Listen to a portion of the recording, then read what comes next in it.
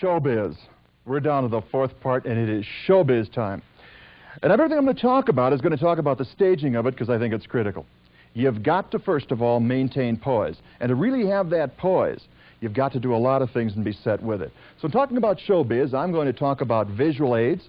I'm going to talk about sort of the pre-stage background, what you do on stage, humor. I'm going to talk about the use of props, a lot of things that really deal with showbiz. Poise. You see, that 93% is so critical that it doesn't matter what you have for content. If you don't maintain poise, you lose it all. There's a number of examples I can give you. I want to give you a couple from Eugene Jennings. Now, you've just seen the presidential campaign. Let's not talk about this presidential campaign. Let's talk about some past campaigns. How many of you have seen the JFK-Nixon debates? Okay, you've seen them. Would you agree JFK won? Interestingly enough, they've taken those tapes and they've shown them to high school students and college students who were not born when those debates took place. They've shown them the video you saw. When they show them the video, JFK wins. They've taken the audio and had them listen to it, another similar group. Nixon wins. They've taken a transcript of the Nixon debate and showed it to professional debate coaches. These people are logic machines. They've looked at that transcript. Nixon wins. If that's the case, why did he lose the debate on TV? And Jennings happened to be at that campaign, and he describes it.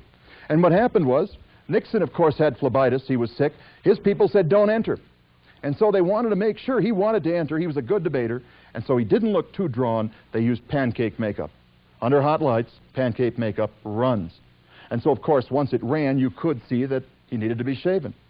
But what really happened, and that you didn't get to see, is before the camera lights switched on, a cue card went up saying, Dick, no profile, please. Pancake about to drop in lap. And indeed, the pancake had melted and was sitting down here under his chin. Now consider yourself in Dick Nixon's place. You get this cue card, snap, the camera goes on. What is going to be your expression? He hasn't said a word. What will his face say? Because he is there, ready to go. And all of a sudden, the card goes up, Dick, no profile, please. Pancake about to drop in lap. Zap, the camera's on. What you see is, Because JFK's on the other side, and he's looking at that, and he sees that sign, and what do you see the rest of the debate? That boyish chin, daring Dick Nixon to look at him, knowing Dick can, because poor Dick Nixon has the pancake about to drop in his lap. And he lost his poise. He lost his poise. And that poise factor is so important. And that's why I'm saying be proactive, be ready, because that carries the day. Peoria Journal-Times, July 7th, 1981 is an interesting article. It turns out, talking about a thunderstorm that knocked out the power at John Peter Smith Hospital in Fort Worth, Texas. A young intern emerged. He took over, got all the equipment going, got the generator fixed till it was fixed, brought in hundreds of pounds of ice to make sure everything was cool, ran it. Tim Philpott, hospital administrator, conceded he did a superb job. He was a hero. He was continuing to do the job until he discovered something. He actually wasn't an intern. As a matter of fact, he wasn't even a non-patient. In the confusion, he had walked out of the psycho section, put on an intern's jacket, and he ran the whole thing. The way they found out and discovered that he was really a patient was he succeeded in conferring with a county commissioner who helps control the budget for the county-owned facility. Apparently anyone who'd talk about them to get more money must be crazy. I don't know. But in any event, what happened was he was discovered, but he had poise. He was in charge. He acted like it. He looked like it. And I think as a presenter, you've got to maintain that poise. It's got to be based on good content, but also got to be based on good showbiz. You've got to check a lot of things out. And so when I talk about showbiz, I'm going to talk about some things that are mundane or sound mundane and some things you really have to check out. First, visual aids. Remember, when we talk about visuals, we said 82 to 87% of visuals come through the sight, and we talked about 7 to 11 coming through hearing. As a matter of fact, concerning visual aids, as we typically think of them, you'll find that if you tell people alone, according to sales research, 3 hours later they'll remember 70%. 3 days later, 10%. If you show them 3 hours later 72%, 3 days later 20%. But if you show and tell at the same time, the dual media, you're going to have 3 hours later 85%, and 3 days later 65% retention. That is a large amount. And it doesn't have to be an overhead projector. It can be a visual of any kind. Now let me just talk about transparencies and overhead projectors for a moment. A 6-month Wharton study, school study, business survey showed that when good overheads are used, the presenter is given higher credibility. Meetings are generally 28% shorter, and more interaction takes place. Indeed, the overhead can help you keep organized. I just want to give you a little bit of the technology and just a little bit of things you can do with overhead transparencies. First of all, frame it. If you don't, it's going to look very, very sloppy. Some people use paper frames. Have you seen these, or do any of you use them? They're susceptible to moisture. They bend.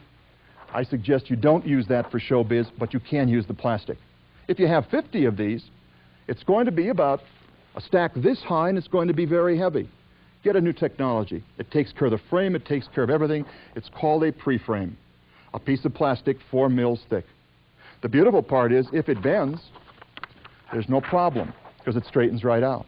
It doesn't need to have any paper between it, because if you clean it with a chamois the night before and you just bump it on something hard, you break the magnetic bond. They come in a number of colors for interest's sake.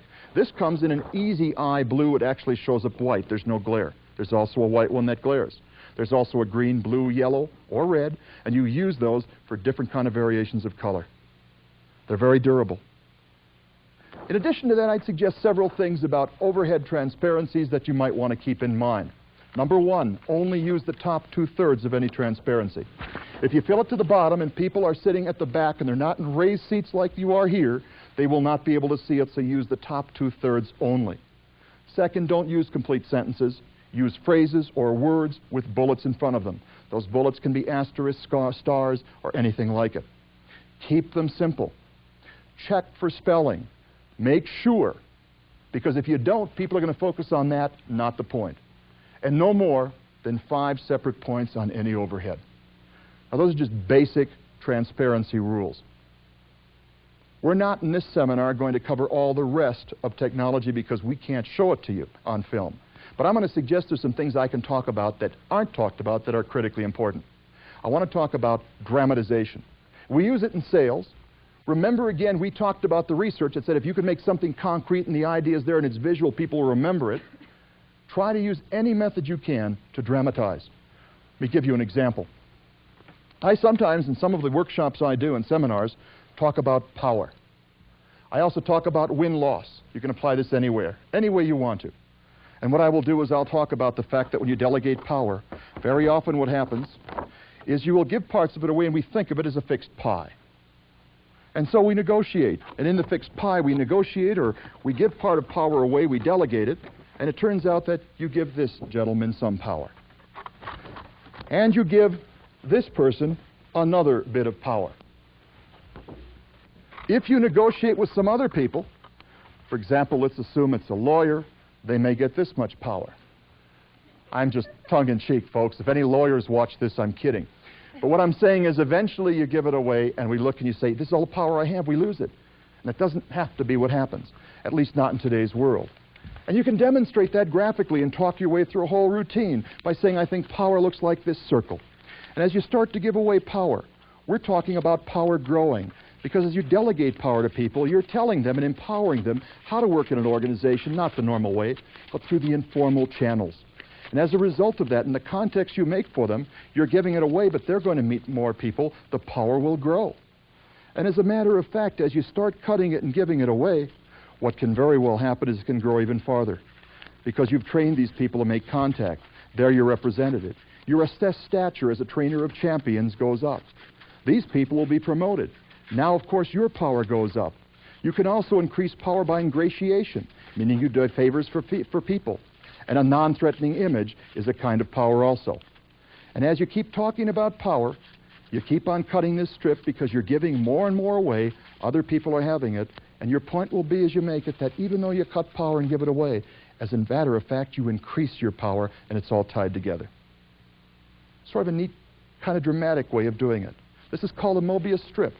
A child's plaything. But look at anything you can. It can dramatize any number of things. I want to suggest that whenever possible, you can also use dramatization and props.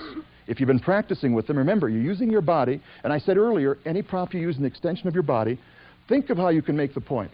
You see, one of you asked about attitude earlier. And I could make a point on negative thinking. And I could make the point and you might forget it. But if I can make it concrete, because any memory kinds of courses you see are tied to having concrete nouns that you associate with things with, I can do the same thing very graphically with a concrete item. I'll give you an example. One of the simplest things I do is I talk about habits or traditions in some seminars. And what I'll say is, what time is it, folks? And they'll tell me, and I'll pull out of my pocket a banana. And I'll say, folks, we're going to talk about traditions, and every day at this time is banana time, so you folks do what you want, and I start zipping my banana open, because it has 4 zippers on it. And I zip it down, and inside's a real banana. And I say, you folks do what you want, because I'm having my banana, it's banana time. And I just take off, and I walk across stage, and I take 2 quick bites. Now, I can hear the audience. I hear them saying things like, he is out of his mind, okay? But the thing is, I have my 2 bites, I come back, I'm still finishing them, and I zip my banana up very deliberately, there, watch, I put it in my pocket. I say, now that's a tradition. Has that really helped my presentation as a speaker? We talk about that. We talk about traditions and habits. A year and a half ago, been doing this for years, a year and a half ago, I'm in an airport, can't even tell you which airport. I don't hear a shout, but I hear someone say, just about this loud, you're the guy with the banana. I know it's got to be me, right? I say, yes, I am. I said, what was the point of it? He said, bad habits. You see, it's that concrete kind of thing that causes you to stick in your mind. And so when you can make a point, I'm going to suggest by all means, dramatize it. Dramatize it. Don't think negatively. Don't think negatively because I think it's very important. And when we think negatively, I think things can really get into our craw and cause us to do badly. Now, how could I probably dramatize that? And I thought about it long and hard. How about a characterization? Because I think you can use characterizations here and make the point. The point I'm going to make is that negative thinking is like a disease. It can consume the organism if you don't stop it. And I'm going to do it with a person who is a real person with perhaps a little poetic license thrown in. A genuine negative thinker. I used to have a partner in professional speaking named Bobby Joe Bicker. Bobby Joe was absolutely an incredible speaker. He'd get up here and people go standing ovation crazy. They loved Bobby Joe. And one day, we read 2 newspaper articles. Incidentally, these are real newspaper articles. And Bobby and I both read them, and it started Bobby in a new way of thinking, a negative way of thinking. The Baltimore Zoo is going to put the polar bears to sleep because the water is debilitating to their health. Mind you, this is the same water that the people of Baltimore drink every day. This just disturbed Bobby. Within a week, we had a second San Diego press release. They're going to ban junk food from the animals. It's killing them. But the refreshment stands will stay open in the zoo to sell it to the people who come to feed it to the animals. This depressed Bobby. I dropped him off. 3 days later, we're going to go to the library. I came to pick Bobby up. This is what I saw because he has a large picture window. Bobby was getting ready. I saw him in the window, and Bobby was getting on an industrial face mask. He put that on, and he had on his construction helmet. He came out.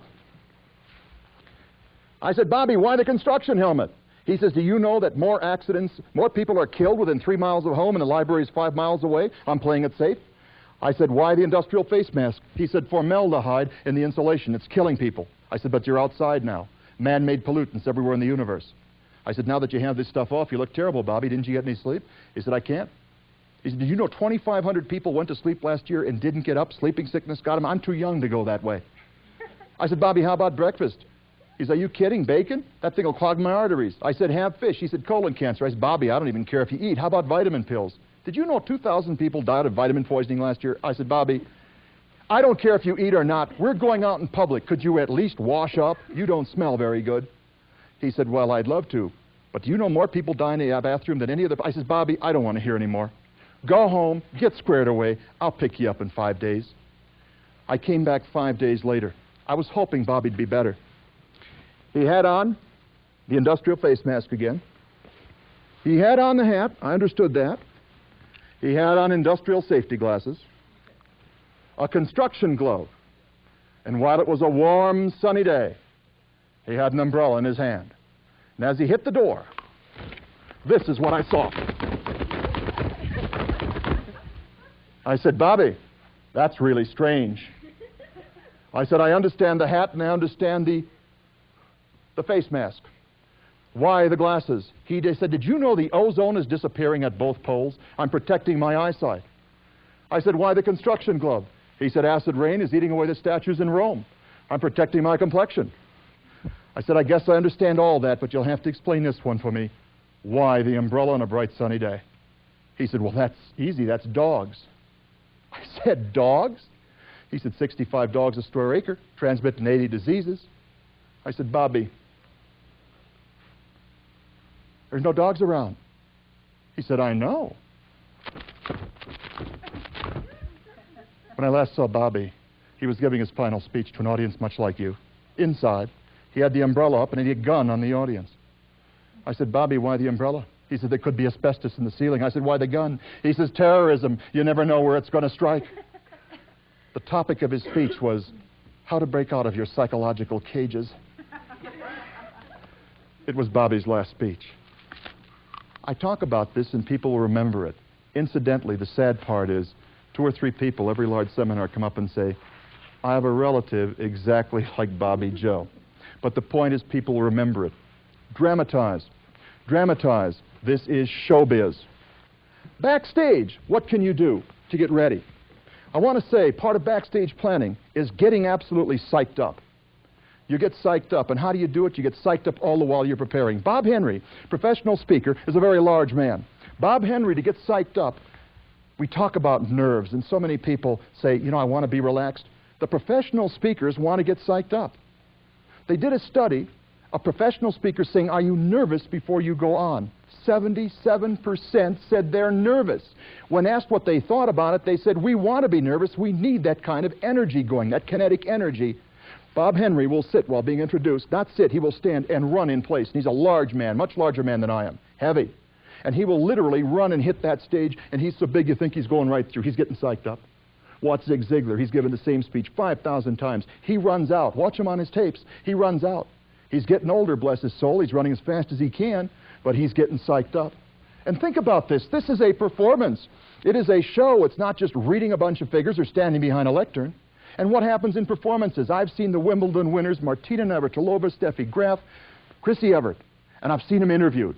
Have you ever seen, after a fantastic athletic event or a performance, have you ever seen someone interviewed and they say, how do you account for your success? And they say, relaxation. I was so relaxed, it was just like being home and being in bed. Absolutely. They don't say that. They talk about being psyched up. Did you see the Dodgers win the World Series? We're talking about psyched up. Did you see Kurt Gibson hit that home run out when the man couldn't walk in his own living room? He was psyching himself up for an entire game, not just the cortisone shots. We're talking about the ice and envisioning for 2 innings that home run going out before he ever got up there. Boy, you've got to be psyched up. Whoever said, I want to be totally... The day I can come into a group like this and say, oh, geez, Boulder, Colorado this time of year. Oh, another audience. Another day, another dollar. I guess I'll give him my stuff. Hey, you'll know. You'll know, and I'll be at another business. So, folks, get psyched up. Get psyched up. I want to talk about checking on settings. I think it's critical. For showtime, you've got to make sure things work. And so there's a couple of things you ought to do and ought to really check out. One of the things that will most often go wrong with you as a performer or a speaker are mic systems. Even in good hotels, they'll put good speakers in, they'll do a lot of things, but they'll sacrifice on the microphone systems. And the reason they sacrifice is people don't know how to treat microphones. They drop them, they spit in them, they click them, they steal them, they just beat them up like crazy, and so I don't blame the hotels because they don't know how to treat them. So very often, this is what's going to get in trouble with you. I suggest, if you're going to do much speaking, buy your own microphone.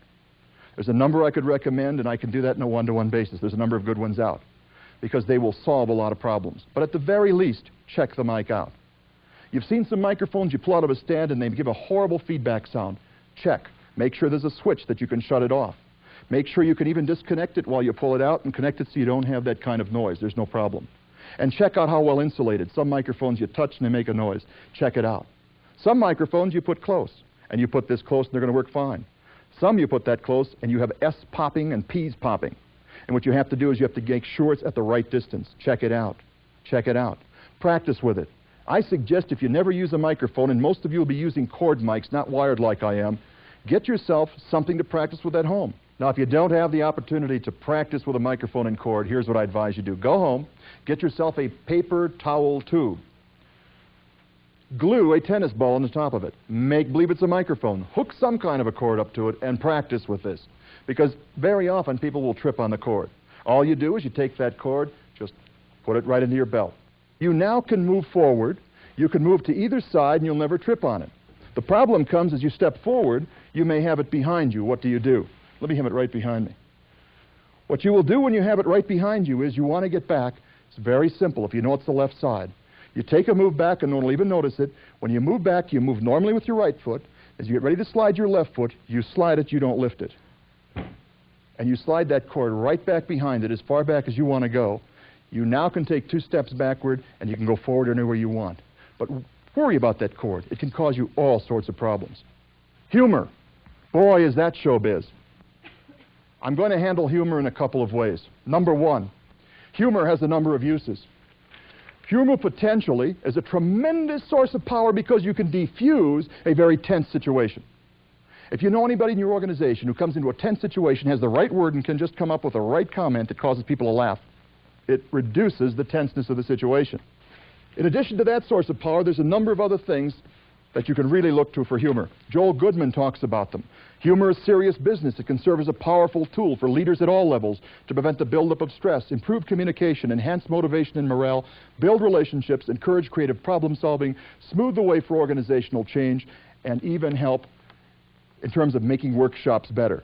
It decreases problems in discipline, increases listening and attention on the part of participants, decreases pressure on people to be perfect, and increases retention through laughter. And it goes on. There's a number of people running humor seminars around the country.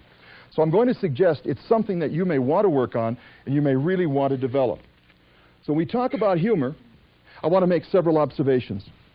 Number 1, you do not use demeaning humor, which puts anybody down. Do not use any humor which makes fun of any minorities of any kind. Do not use jokes because it takes a skill to present them. Listen to comedians. What they seem to be using very effectively are one-liners. And if you can get 5 one-liners out in a minute and score on 1, you have wall-to-wall laughter. So work on one-liners. Where do you find humor? You can find humor in a number of places. There are a number of anthologies of humor that you can find in libraries. I suggest you look in those anthologies. I suggest further, in addition to the anthologies, there are a number of sources that you can look to that can help give you humor. If you don't want original humor, but you want up-to-date, non-original humor, Orban's is the company located in Wilmington, Delaware. It's a humor factory. You can actually subscribe to 4 pages of humor twice a month, all current. It's going to be pretty good humor. $76 a year. If you want to buy last year's bound version, you can for $30. What goes around comes around. Change the names, and the things will work now, too. Now, let's just talk about humor for a moment in 2 ways. I said that humor is a great diffuser. Let me give you an example of some humor that was used a number of years ago in a very tense situation. At the same time, I want to give you a management principle. 1974, there were not just protests on college campuses concerning the Vietnam War. The women's movement was embryonic.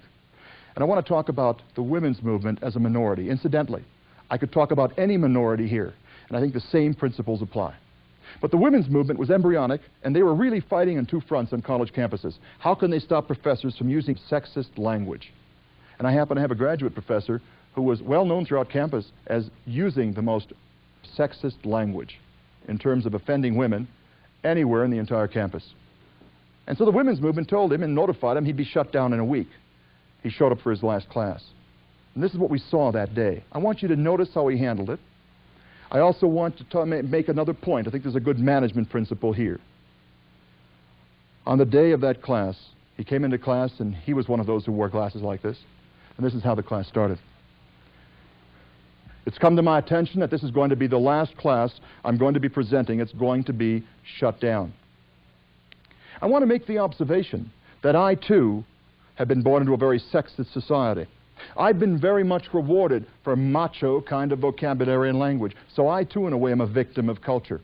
It's been considered proper and appropriate for me to behave this way.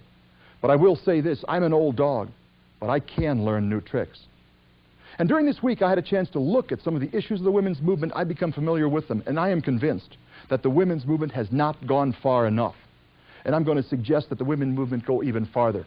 I noticed last night in the newspaper the word chairperson. Think of that word and take a close look at it with your mind's eye. Chairperson has a three-letter masculine word, noun at the end of it, son, S-O-N. I think whenever we see the word son, uncle, boy, father, masculine nouns, we substitute hereafter in our language the word neut, N-E-U-T, short for neuter. So we ought to be talking about a chairperneut. Now, I do think that kind of change is going to have implications in many of our academic disciplines. For example, those who teach history, since there is an H-I-S, his, in it, will now be engaged in the study of neutery. Now, we're going to have to rewrite all our textbooks, of course. We'll now be studying Harry S. Truenewt, Thomas Jeffersonewt, and of course that British hero, Horatio Nelnewt. And the military is going to have implications here too. They do deal with things like manifests. Now, since there's a man in it, that will now be a nudifest. Not to be confused with the Streakers Convention, mind you. And as I think about this, gentlemen, I notice you laughing, but we have a real problem.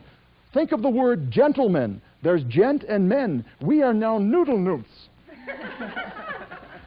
And I notice that you women are laughing, but you have your own problems, because look at the word ladies. There's a lad in it, and you are now nudies.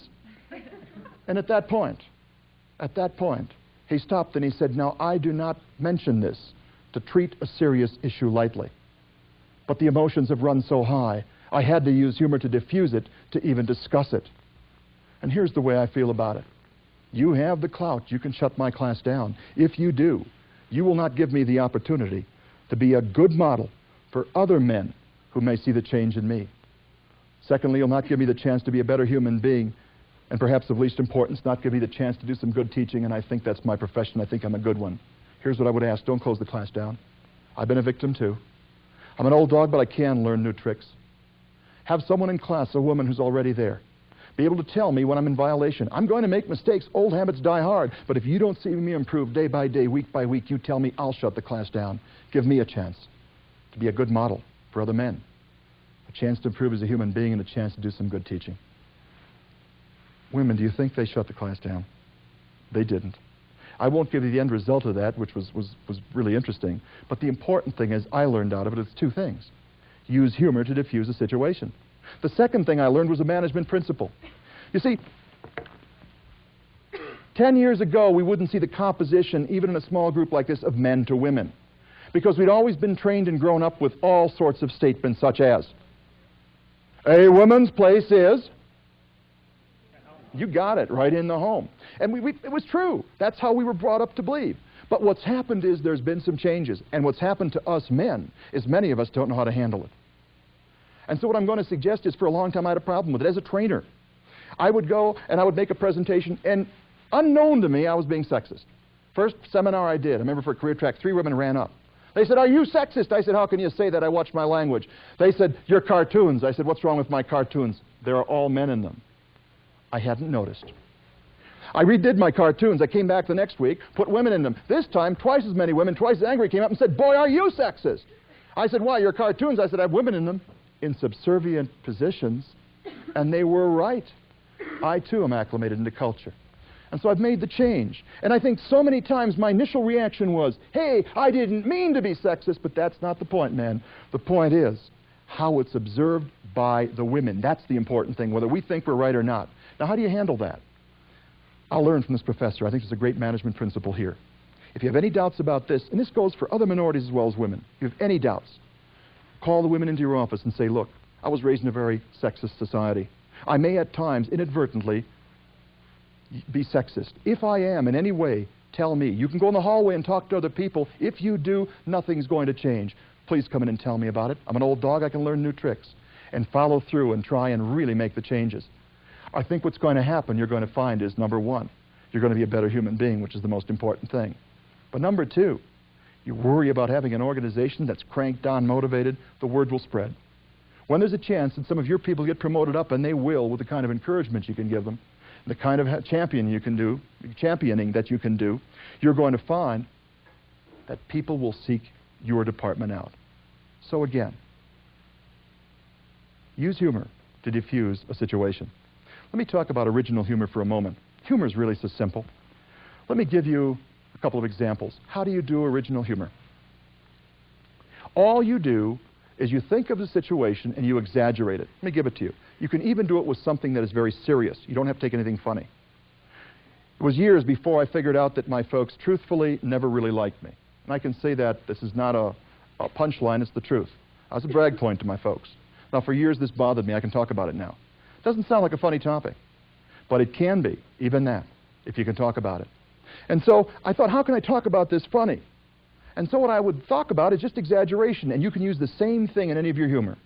You start thinking of, what do folks do when they really love you? What things do they do? Think of those activities logically. And I can think of a couple. When parents love young men, what do? Oh, they perhaps could take them deer hunting. I mean, that would be one. Then I take that incident and I say, now my folks don't like me at all. In fact, they don't love me one bit. How could they do that same activity, and how would they treat me in that same activity if they really hated me? Now, killing you doesn't count. That's not funny. So I'm going to ask your support on this. You are taken deer hunting, and your parents hate you. What might they do? Any ideas? Well, say was yours first. Fur coat. What was yours? Okay, fur coat, antlers. Let's stop right there. Now, your folks really don't like you, but they sponsor you, and they want to get you your first job. What job might your folks get for you? You're in high school, say, or you're in college. What kind of job might they get for you if they really hate you? A what? Long distance one. A long distance one. Okay, something with distance. Got it. Another job. Anything else? High hazardous job. I'm sorry? A high hazardous job. A high hazardous job. Let's take those 4 ideas. You just give me 4 ideas. Fur coat, antlers, distance, and hazardous. And all you do is you think about it and say, okay. Now you introduce it as if your parents love you. You take those ideas and you just modify them.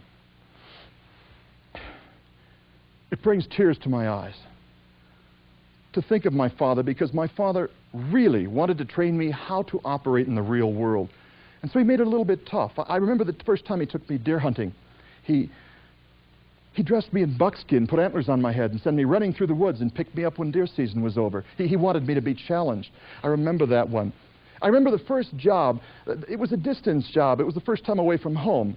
It was a summer job. I was deckhand on a submarine. I remember that. I remember the second year. It was a little more hazardous. They were trying to train me. They sponsored me in demolition derbies that year. Bought me my own Pinto. and so you notice what I got you in the second one. And you see how easy it flows. My point is, all you do is you just trigger ideas, you exaggerate it, you turn it around, and you can write your own humor. And that's all there is to it. Think of the real thing, turn it around negative, introduce it as the real thing, and it's funny. Work on the lines. You guys had it all. I just put it together a little differently. That's all there is to humor. And you'd operate on themes with it. You've seen Jonathan Winters and these people do it. That's all they're doing. There's nothing to it. Practice it. Write it up. It's a lot of fun. Well, we talked about humor. We talked about a lot of things. Talked about some of the pizzazz. I want to talk about briefly questions and answers, because I think it's part of showtime. You've got to maintain poise on question-answer periods. For those of you who get in these situations, let me suggest several things. You keep control in question, answer, and poise by setting things up at the beginning. You set up at the beginning that, number one, you don't have all the answers, even if they're bringing you in as an expert. Notice what I did earlier. You set yourself up not as some kind of a godlike, immortal creature, but you set yourself up as someone human, though you can be an expert. What did I say when I started this seminar? I didn't tell you I was the greatest speaker in the world. I said, folks, there's never been a perfect speech. Watch me, I may do something right. What I did basically was left myself latitude for failure. Don't set yourself up as perfect. Secondly, you tell people that though I've been brought in, I learn as much from these sessions as I give. And so you talk about the fact that there's a kind of a synergy that can happen here. That if one of us shares our information, I share it with you, you have my information. But other people have different experiences, and if they share it, we all benefit. We grow simultaneously. We talk about that synergy happening. Set it up. If you're worried about people interrupting you, you get to set the rules as a speaker. Never forget that. You get to set the rules on what equipment's here, you set the rules on question answer. If you want to make sure you're not interrupted, you say, folks, I put this program together very, very carefully. I'll answer almost all your questions. Hold questions till the period at the end. I've scheduled the last 20 minutes. If you want to, you can even set up a rule on how questions are asked. At that time, we have a large number of people. I want to make sure I accommodate as many as possible. I ask you to keep your questions to one point and simple, and one question from each person, so I can cover everyone here. You've solved a lot of your problems already in terms of trouble, so set it up early. Concerning the actual question-answer period, you can get people to answer any number of ways, but you can even set it up. It turns out if you don't think people are going to answer, it's possible for you to ask people during breaks to ask you a question. Say that's a commonly asked question. Could you again ask that during the question-answer period? It's tough starting people. It'll prime the pump. I don't advise this. You could load it with a shill, a friend of yours, but it's pretty obvious. Be careful how you do that. Finally, you could respond to several questions you've had and say, I've already been asked several questions before the question-answer period. Let me start it going by responding to these and opening it up to people. By all means, when you come out, be friendly and get close to the audience. I've actually seen people begin a question-answer period like this. No one has any questions, do they? And no one does. It's amazing. No one does. And so you break away from the lecture and you get close, you smile and you say, folks, you get right in among them. You say, folks, can we have any questions? Generally, if there's no microphone, repeat the question so everyone can hear it. Do not get bogged down with one person. Make sure you scatter it through the audience. What do you do if a question is asked and you don't have the answer? Don't bluff, because someone there is going to have the answer. As a matter of fact, you've already set it up and said we learn from each other. And so you say, if you don't have the answer, that's not in my experience, but we have a lot of experience here. Is there anyone here who's dealt with that before? Open it up to them. It'll also open up question answers. If it turns out that no one opens up and you don't have the answer, then by all means, ask for a card with the question on it. Say, I don't know where the answer is, but I can find it. I don't have it with me right now. I can find it and I'll mail you the answer and get it back to them. And by all means, end that question-answer period talking about what you learn and wrap it up in a positive way. Now, we've talked about a lot of things today. I now want to talk about the conclusion, because the conclusion is critical. It really sets the tone for everything. The conclusion can be done in a number of ways. When we talk about that conclusion, and I talk about a number of ways, I should suggest that you can end it, for example, with personal testimonials. Now, when I talk about personal testimonials, I'm saying stories in which you've succeeded, you've lost. We've all had that experience. Don't borrow a story from Zig Ziglar. Don't borrow a story from someone else.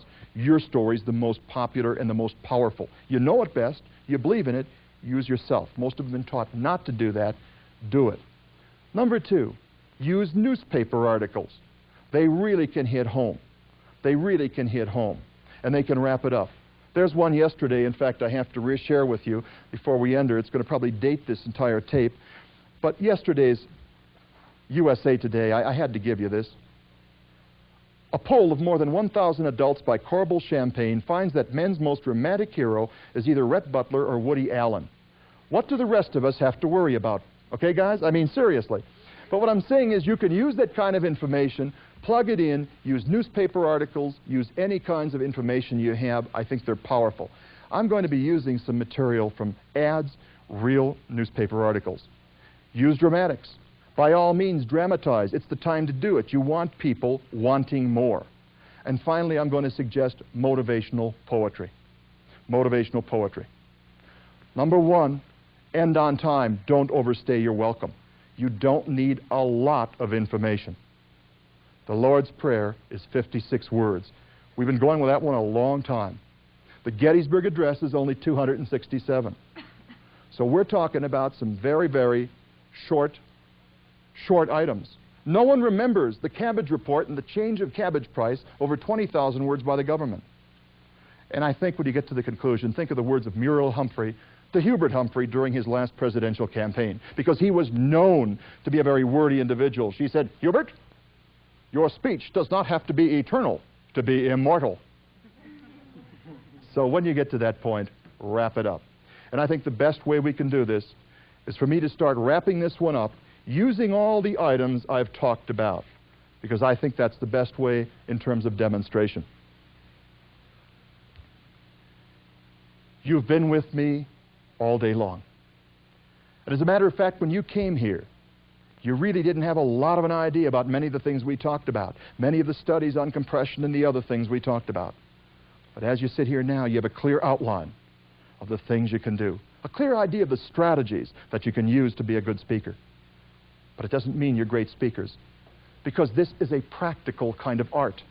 You can read a book on aerobics, but it doesn't mean you're in great shape. You've got to get out and you've got to practice it because it's a skill. And I'm very much afraid that there's going to be a couple of reasons that you aren't going to follow through. And it really disturbs me. First of all, I think what's going to get in the way is what I call the myth of instant accomplishment that seems to be sweeping our country. As a matter of fact, I would say it's the greatest malady that we can find in our country. I want you to meet and want to introduce you to someone you meet every day in the papers, newspapers, TV. I want to introduce you to Dr. Utopia. And you can see him every single day, the quick and easy way. You folks say you want to be great speakers. You'd like to be the greatest speaker in the world. I'm here to tell you how you can do it, and you can do it instantly. You say, my friends, you don't have to ingest this, digest this, transfuse it, or rub it on portions of your body. All you have to do is just hit this cover, and the fumes will do it all. You want a raise tomorrow, for example. No problem. You put this in your pocket. You go up to your boss, and you waft the coat in the boss's direction. Boss, I want a raise. The boss will say when and how much.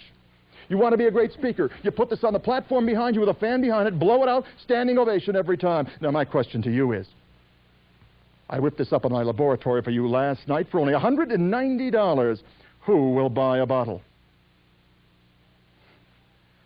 I've been with you all day, and I see doubt in your eyes. Let me prove this. It works. I have here a dead flower. Notice what happens as I waft it near the bottle. Proof positive. Now who will buy the bottle?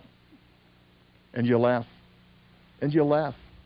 Yet you know the interesting thing is if you go through the grocery store tomorrow morning, just go to your grocery store, walk past the instant oatmeal, the instant coffee, and go up to the magazine rack, open an issue of Popular Mechanics.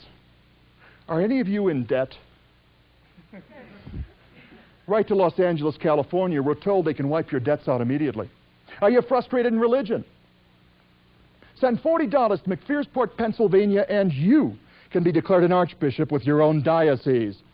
Are you stressed out? Don't go to a stress seminar. Don't buy any tapes. Send $8 to Worry Incorporated, and 3 people in Oakland, California will worry for you for 24 hours a day for an entire year. You want to be rich and famous? Do what Jack Twyman did in Kansas City. He gave a lawyer $50, changed his name to Rich, N. Famous. He's neither wealthy nor well-known, but he is rich and famous. And the fact of the matter is that that is the only kind of stuff you're ever going to get quick and easy. Nothing good comes quick and easy. Well, if you get by that, I'm even more worried about the second one. And the second one is a sort of lack of pride. The second one deals with an insufficiency. You're not proud about what you're going to do. You're not proud of a lot of things. You're not perfect. And you know, it's part of our society. We expect perfection.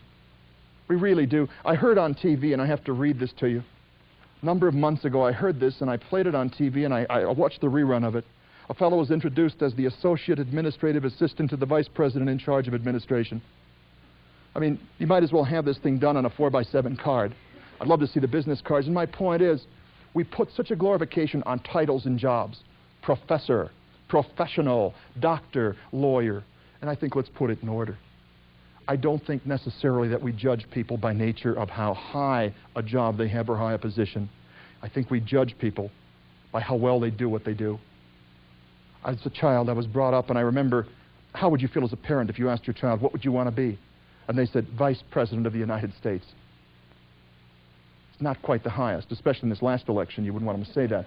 But my point is that, honestly, it's not to be judged by what you do, but how well you do what you do. I want to suggest that we won't all win the Olympic gold. We won't all win a world championship of speaking. But all anyone can expect is you do the very best you possibly can. That's all they ought to expect, and that's exactly what you ought to give them. A motivational poem I found particularly useful in discussing this is by Douglas Malloch. If you follow this, I think it's going to help you halfway to where we ought to go. If you can't be a pine at the top of the hill, be a scrub in the valley, but be the best little scrub by the side of the rill. Be a bush if you can't be a tree. And if you can't be a road, be a trail. And if you can't be the sun, be a star. For it isn't by size that we win or we fail.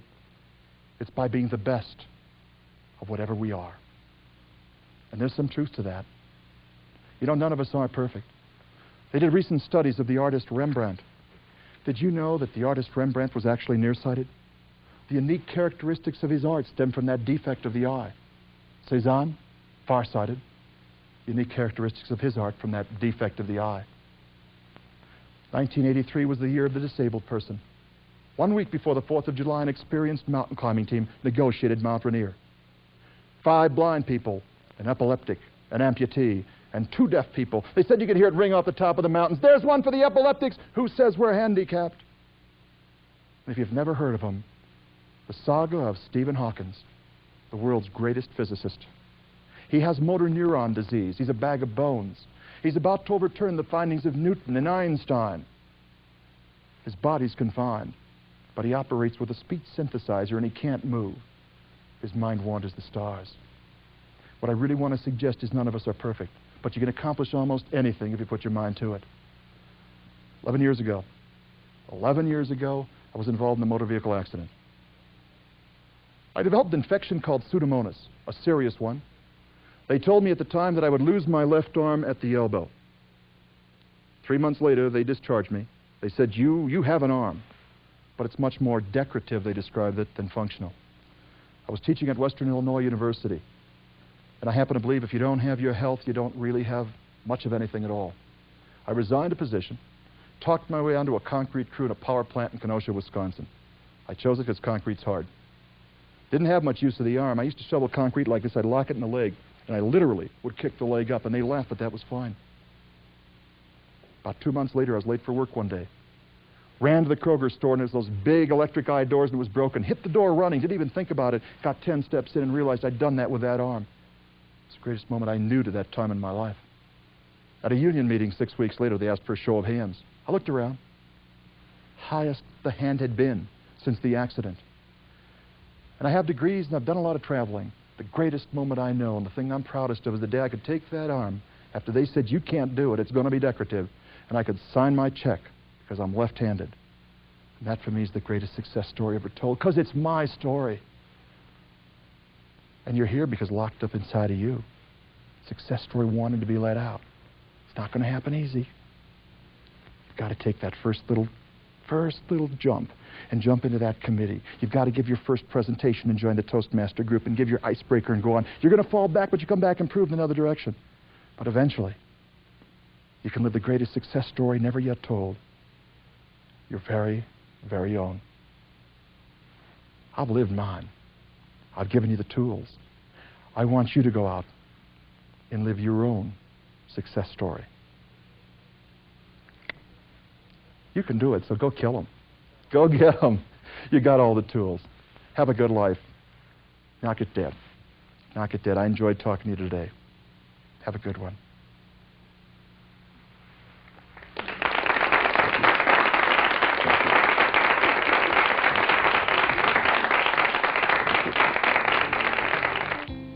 This concludes Volume 2, Part 2 of Confident Public Speaking. You've just heard Roko explain the importance of dramatization, poise, humor, and visual aids. He used props including a hat, face mask, and umbrella to emphasize these points. If you enjoyed this program, you can have a custom-designed seminar presented live at your location. For details, call Career Track's on-site training representatives, toll-free at 1-800-325-5854. Career Track offers a wide variety of video and audio tapes, books, and seminars. Topics include management training, communication, time management, personal development, career advancement strategies, sales, and much more. To get your free copy of the illustrated Career Track catalog, dial 1-800-334-1018. Thanks for watching, and congratulations on making Career Track your success company.